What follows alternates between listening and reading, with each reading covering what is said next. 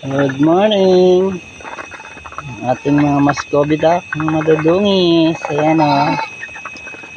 Malalaki na. Malapit na mga itlog ang ating mga Muscovy duck. Yung iba naroon sa baba. Ayan. Pawang malalaki na o. Yung iba naroon sa baba. Kagulo pag pinapakain o.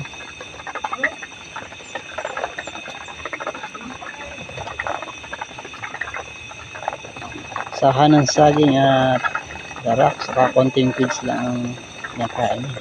Isang pelangganang dinayat na sahan ng saging.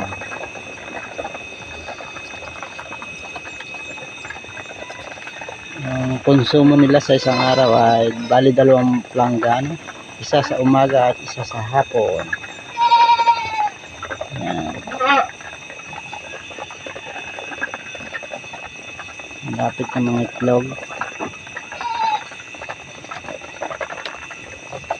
Yung iba naro sa baba.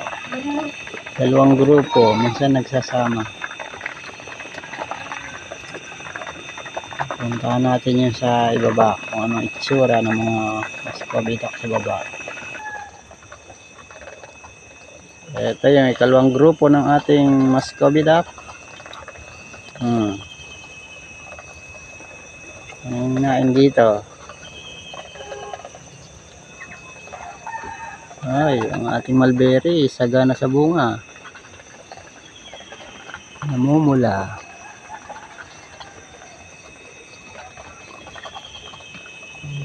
Sa kabilang side daming bunga. Hihinog na rin yun sa kabilang side. Uumpisa na mamula ating mga mulberry.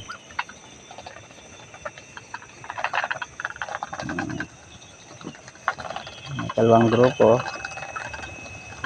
Yung iba madudungis,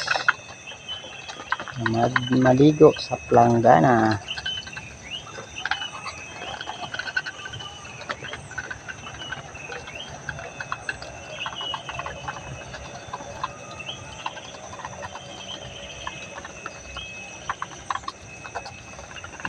Nakatakaw na dito yan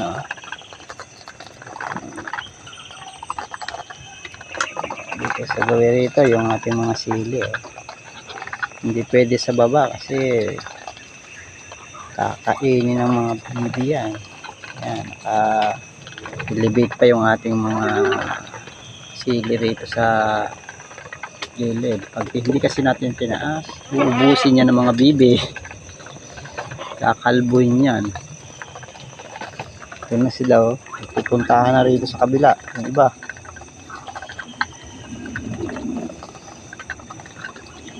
Yung masipag maligo mapuputi, yung maglublob sa pelanggana, ayan mga madudungis.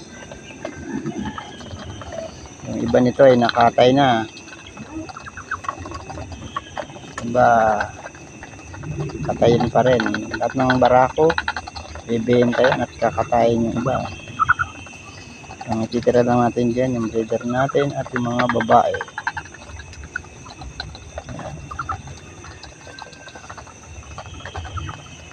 Kakao nagbibi.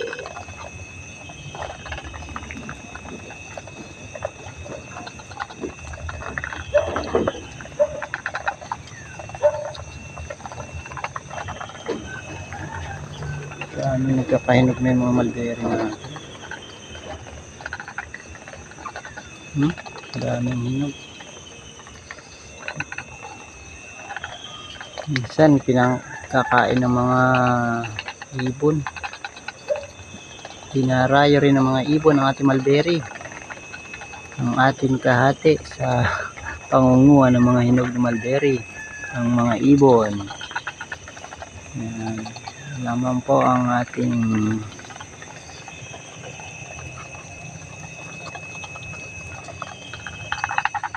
yung mga pag-alagala rito sa palibot ng ating goat house, yung mga bibi na madudungis.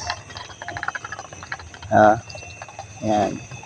Doon lang sila, kaya madudungis kung saan saan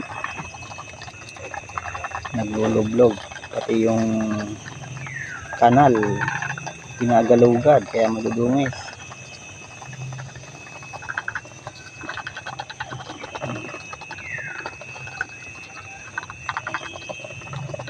Ito lang po sa araw na to. Maraming salamat sa pagsubaybay.